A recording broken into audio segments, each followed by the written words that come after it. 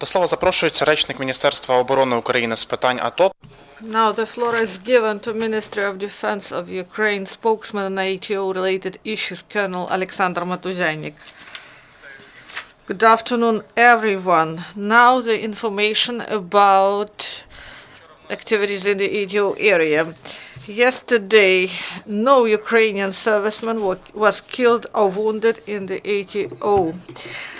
And in Lugansk area, the flash spot was Krymska. There, the militants delivered fire using small arms and also launched 20 mortar mines. The situation was much calmer in Popasnyansky region. There were 2 short-term provocations carried out by the militants, both of them at night. In the Donetsk area, the main region of military actions is Avdiivka and its suburbs. There, the shelling lasted with interruptions for 24 hours, starting 8 in the morning, the majority with the use of small arms, and also the enemy used mortars in industrial area, and 3 times tanks shelled our positions in Shakhtovka-Butivka positions, that is in the right flank of the town. And the Minister of Foreign Affairs of Lithuania, Linas Linkevičius, visited Avdiivka, and he saw the destructive consequences that the Russian world brings, and that the situation brings suffering of residents and damage of the region of the east of Ukraine. And in Donetsk airport, enemy was active in the region of the Donetsk airport. It carried out shelling of the positions of ATO in Opetna, 1 mortar shelling there, and 1 mortar shelling near Nevelska village. Also, the militants continued to violate ceasefire in Gorlovsky perimeter. There, the militants opened fire with the use of small arms, and they used also sniper rifles at our positions near our positions in Zaitsevo, Novgorodska, and Verkhnyotorets. In the Svetlodarsk Bulge, the militants were active during dark hours. They delivered fire with the use of small arms and sniper rifles. On the whole, during the last 24 hours in the Donetsk area, there were 24 enemy shellings. The Mariupol area, starting afternoon, enemy shelled our positions in Krasnogorivka using Grad multi-rocket launch systems. The enemy launched 20 missiles. Right after this, the enemy brought tanks to the line of confrontation and fired 10 shells, and in 1.5 hours the enemy restarted firing using rocket artillery. But the enemy didn't stop at that, and starting 6 p.m. the enemy delivered powerful shellings of Ukrainian positions with the use of mortars, and during the last 2 shellings the enemy used tanks.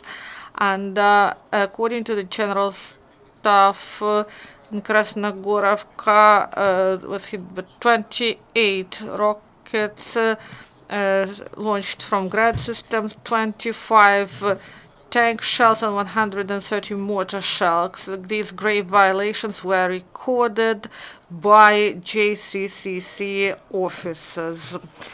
And in Mariupol area also the situation is tense in Pavlopil, Shirokino, part of front line. There the militants are active both during the day and at night, and they use small arms in the majority of cases.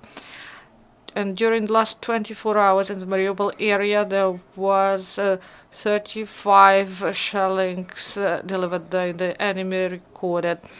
Information provided by military intelligence,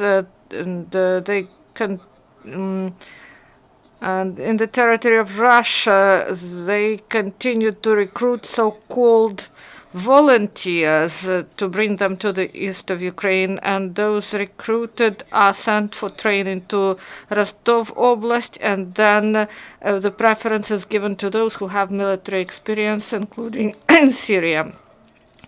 National police detained former militant of diesel militant formation of so-called DPR, the resident of Mariinsky region starting January till May 2015, served among the militants, and he was serving a checkpoints and transported ammunition. Then he got only half money he was promised to be given, and then he was wounded and he went back to his wife, and after this he fled to the controlled territory of Ukraine and was detained. SBU found cache of ammunition near Bakhmut. They seized 8 rocket anti-tank grenade launchers, RPG-26 and RPG-22, 54 shells, 2 barrel grenade launchers, 16 hand grenades, 1.5 kilos of gunpowder, 12 TNT blocks, and thousands of cartridges of different caliber.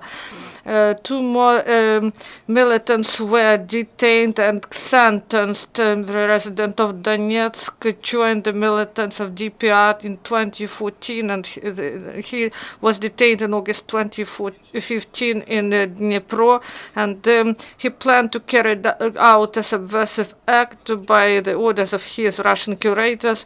The Court of the Appeal of Donetsk Oblast sentenced this man to 11 years with confiscation of his assets, and another former militant resident of Severodonetsk in May 2014 joined the ranks of the militants and took part in seizure of Severodonetsk and Lysychansk and was sentenced to 3 years in prison. And the last information is 8 trucks went through Novotroitsky checkpoint, bringing 130 tons of medicines and construction materials for the residents, and this is provided by International Committee of Red Cross. Thank you.